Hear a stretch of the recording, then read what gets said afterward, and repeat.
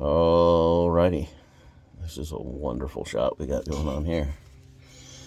We are looking at the rear pumpkin, the diff down here. I'm gonna do some fluid changes. Give me a little helper. Got our fluid, our catch bucket. This is the stock Dana.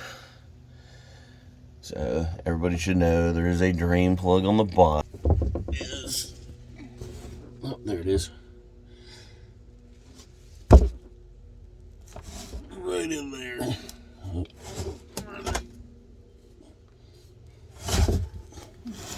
Oh, there we go with the lighting. So everything is backwards. Where are you at? There you go. So we need to pull that guy. And then this is the fill plug on the back. And there is no dipstick. You just literally add fluid until it comes out. So first we're gonna drain it. So don't put a socket on there. You just use the driver, and preferably with an extension of your socket wrench, and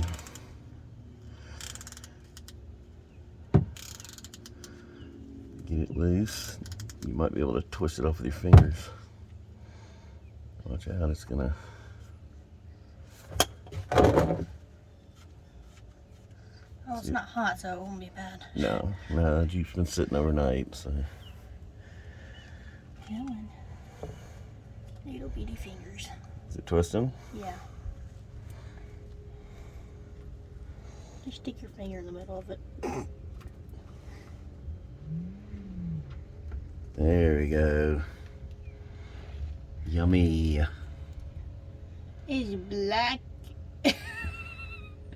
So dirty. So dirty. So, yeah, we'll let that drain out. Go ahead and pull the other one off so that we have some airflow in there. That'll allow it to, you don't put sealant, you don't put any kind of thread lock or anything on these things. We just stick them on there. Now, what you do, a lot of people do, is that first plug, the one on the bottom, is magnetic. So you get your clean towel, you can wipe her off, because on the bottom of that is a magnet that you want to keep clean. But this will let you look at your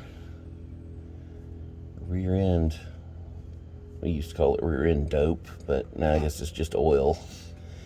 And I do not see any little sparkly pieces, or I don't feel any metal chunks in there, so that's good. It means our gears are staying together. And we have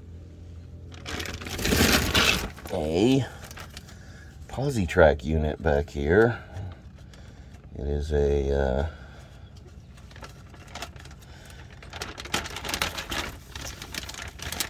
Yukon unit. It's a friction locker. So limited slip friction modifier. You have to add this in every time you change the fluid if you have the friction locker. And we're going to use some 80 weight 80W90 gear lube. This is the stuff I got this time, and we have 3 quarts of it, which I think is going to be overkill. I doubt it's going to hold 3 quarts. We will see, but I do want to drain it out. The first thing I'm going to do is put the friction modifier in there, and then we will see how much it holds. I'm going to We're through draining. Oh, it makes it so much easier when it's a magnet. Let all that yummy goldy goodness come out of the bottom of it.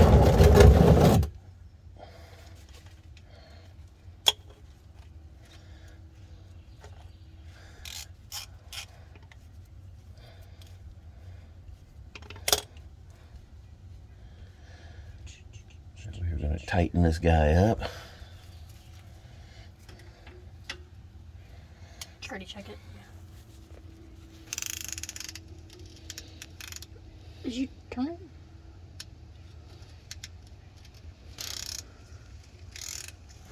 And then we're going to start to fill in. There we go.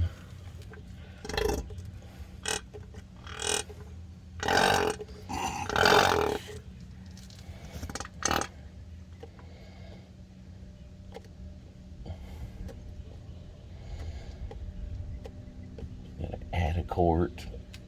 Okay.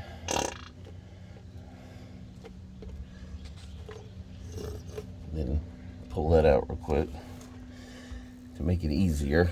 Take your top off.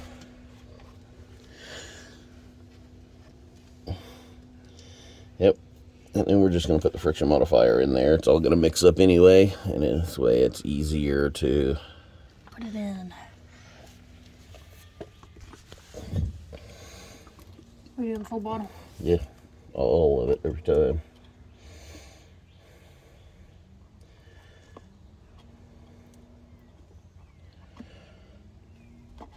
Yep.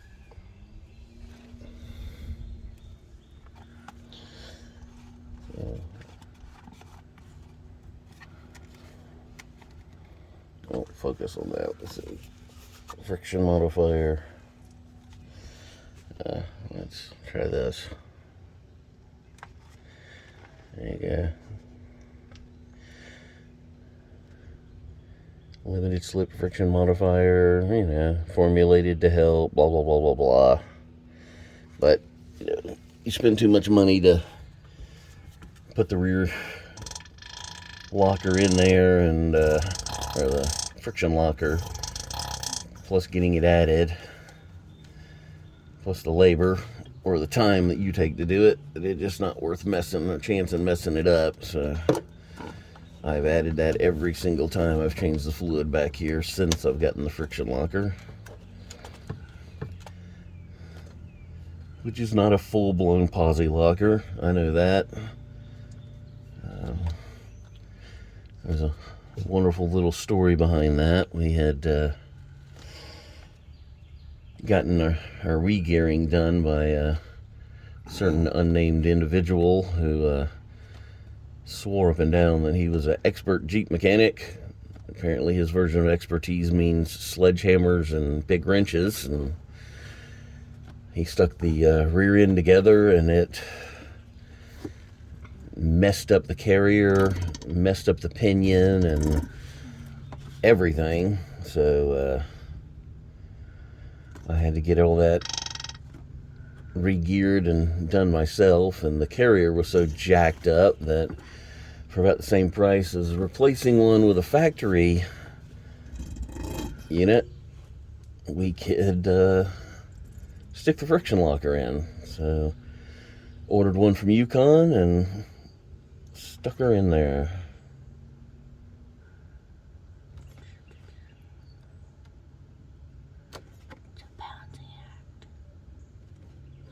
There it is.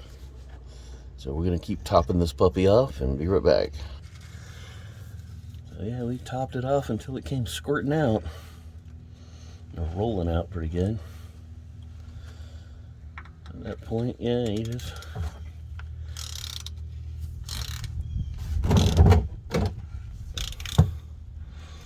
get on there and tighten her up.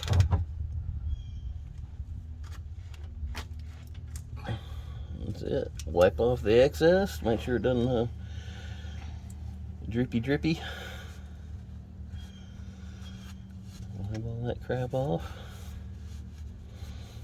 That'll be the cleanest part of the rear end with the oil on it. Not wrong. And there we go. We're full. We'll run around and after we take it for a test drive, we'll pull that little plug out and check it. And if we need to, we got another little quart. We ended up using, let's see, that was the whole quart with the friction modifier in it, and about half. Yeah, looks like that one says 8 ounces, just under the 16-ounce mark. And if you add the little bit from the first one, so I'd say it's just over 1 quart of fluid in there, and we'll let that settle and ride around, and we'll try it again. So that is how you get your daughter to change the fluid in the rear end on your Jeep.